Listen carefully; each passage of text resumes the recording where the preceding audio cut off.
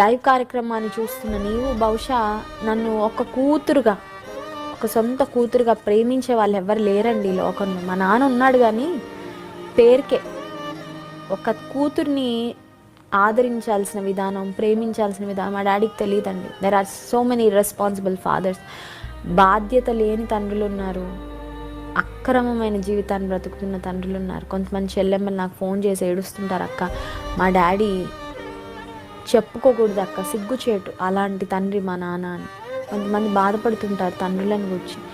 బహుశా తండ్రి ప్రేమ నీకు లేదేమో, తండ్రి ప్రేమ నీకు దూరమైందేమో. మా డాడీ నాకు ఆరోగ్య సమస్య వస్తే నాకు ఖర్చు పెట్టి చూపించాలక్క, కానీ మా డాడీ మా గురించి పట్టించుకోడు, మా అమ్మ గురించి మా గురించి పట్టించుకోడు అని బహుశా మీరు బాధపడుతున్నారేమో. యేసయ్య ఒక కుమార్తెకు తండ్రి ఎలాంటి ప్రేమను చూపిస్తారో అలాంటి ప్రేమను నీకు చూపించగలడు.